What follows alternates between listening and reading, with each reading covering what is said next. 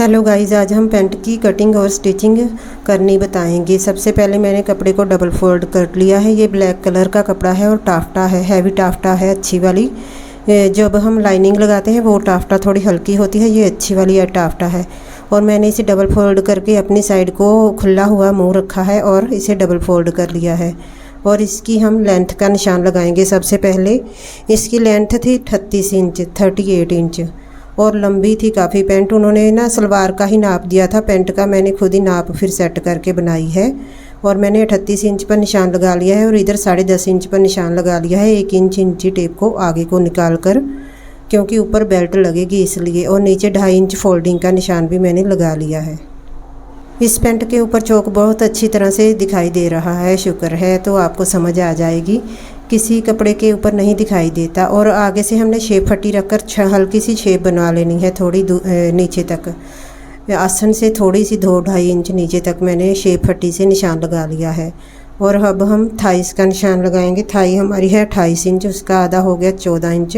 सबसे पहले ऊपर लगाना है कमर का निशान, 32 इंच है, 8 इंच लगाना है चौथा भाग और 2.5 इंच एक्स्ट्रा ले लिया है। यहाँ पर 14 इंच का निशान लगाना है, 2 इंच अंदर को लिया है मैंने और इसे गोलाई डाल दी है। और इसका 14 इंच का सेंटर हो गया 7 इंच। और ये जो सेंटर है वहीं सेंटर के ऊपर हमने प्लेट का निशान लगा लेना है। किनारे से लेकर नाप लेना है जहाँ तक ये आएगा, और वहाँ पर निशान लगा दिया है मैंने प्लेट का सेंटर के ऊपर। और नीचे पोंचे के पास भी सेंटर का निशान लगाने के बाद दोनों तरफ मैंने 4-4 इंच का निशान लगा लिया था पोंचे का। पोंचा भी मैंने अंदाजे से बनाया, उन्होंने तो सलवार दी थी और बोल रहे थे पैंट बना देना अपने हिसाब से, और मैंने अपने हिसाब से कर दी। ये जो हमने गाउन सिलाई किया है उसके साथ कपड़ा मिला था पैंट का, उसी की हम पैंट बना रहे हैं। उनको समझ नहीं आ रही थी कि ये कपड़ा शायद शरग के नीचे लगेगा, लेकिन शरग तो ऐसे ही ठीक लगेगा, गाउन के ऊपर से पहनना था। इसलिए मैंने ये कपड़ा जो बचा था, हमारा मिला था 2.25 मीटर, वो मैंने पैंट बना दी। जब मैं कट रही थी तो मुझे भी नहीं पता था कि पीछे के पल्ले के लिए भी कपड़ा नहीं बचेगा, नहीं तो मैं शुरू ही नहीं करती। जब मैंने बड़े मज़े के साथ आगे का पल्ला कट कर लिया, फिर मैंने चेक किया तो पीछे का पल्ला कम था। फिर मैंने ऊपर जोड़ डाला पहली बार, नहीं तो हमेशा पैंट का कपड़ा मेरे पास पूरा ही आता है, इसी पैंट का कम आया था। एक तो इसकी लेंथ भी ज़्यादा थी ना, इसलिए 38 इंच थी, नहीं तो 35, 34 या 36 इंच तक पैंटें आती हैं, और ये 38 इंच थी। लड़की इतनी तो लंबी नहीं, बस उन्होंने अंदाजे के साथ ही नाप भेजा हुआ था रेडीमेड सूट का, तो मैंने उसी हिसाब से 38 इंच ही बना दिया था। और ये हम फोल्ड करके चेक कर रहे हैं तो कपड़ा है कम। नीचे जोड़ लगाएंगे तो ख़राब लगेगा, फिर ऊपर जोड़ लगाया था मैंने। पहली बार मेरे साथ ऐसा हुआ कि पैंट का कपड़ा कम मिला, नहीं तो हमेशा मेरे को पूरा ही मिलता है, साइड से बच जाता है कपड़ा हमेशा मेरे पास पैंट का। और ये जो हमारा आगे से पीस निकला था वो मैंने ऊपर फोल्ड कर लिया है, आधा इंच ऊपर चढ़ा कर रख लिया है। और इसको पैंट को भी ऊपर कर लिया है, क्योंकि पोंचे के पास जोड़ नहीं लगाना, बुरा लगेगा, ऊपर लगा सकते हैं आसन की तरफ। और 2 इंच आगे को बढ़ाकर आगे को निशान लगा लिया है मैंने आसन के पास से। और पीछे बिल्कुल सेम कटिंग करनी है, आगे को सभी बढ़ाना है। और ये आसन के पास से सीधा ऊपर को ले गए। और ये हमारा मार्जिन पीछे के पल्ले के पर ही होता है, आगे तो हमने पूरा ही लिया था। ऊपर से 2.5 इंच ले रही हूँ और पीछे वहीं पर मिला देना है, हमने तिरछा निशान लगा देना है इंची टेप के साथ। और हमने यहाँ पर भी 2 इंच का, सभी तरफ से 2 इंच का निशान लगाना है। यहाँ 2 इंच का लगाया और पोंचे की तरफ भी मैंने 2 इंच का ही लगाया। इस बार मैंने नीचे को करके रखा था स्टैंड, इसलिए थोड़ा ना आ नहीं रहा। मैंने सोचा कि अगर निशान अच्छे से दिखाई दे रहे हैं तो थोड़ा नीचे को कर देती हूँ तो अच्छी तरह से कटिंग समझ आ जाए।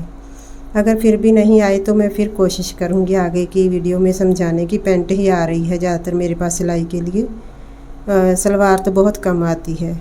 और पीछे बिल्कुल सेम वैसे ही कट कर देना है। और आगे की तरफ हमने बढ़ाया है 2-2 इंच, और ऊपर हमने जोड़ भी लगाया है आसन के पास से। और इसे जो हमने मार्क किया है वहाँ पर हमने कट कर देना है सेम वैसे ही। और ये ऊपर के हमारे जोड़ हो गए और पैंट की कटिंग कंप्लीट हो गई है हमारी। अगर कुछ भी समझ ना आए तो प्लीज़ कमेंट करना, मैं कोशिश करूँगी समझाने की। ये ऊपर जोड़ है, इसको अलग अलग कर देंगे हम, और हमारी पैंट की कटिंग कंप्लीट हो गई। ऊपर जोड़ डालना पड़ा था, इसलिए मैंने इसकी पॉकेट नहीं बनाई। फिर मेरे को एक्स्ट्रा टाइम लग जाना है स्टिचिंग में, जोड़ डालना और फिर सिलाई करना।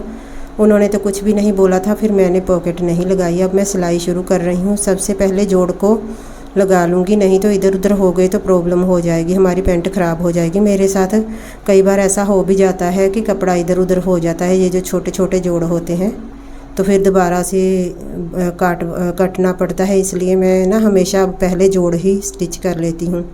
एक बार तो पूरी बाजू ही मेरी पता नहीं किधर चली गई थी, गुम हो गई थी। घर के काम होते हैं, सो उन कामों में ना उलझ जाओ तो फिर याद ही नहीं रहता कहाँ पर कपड़ा रखा है कहाँ पर नहीं। और ये जोड़ डालने के बाद मैं आसन को सिलाइयाँ लगा रही हूँ। मैंने दोनों तरफ से 2-2 बार सिलाई लगाकर पक्का कर दिया है आसन को।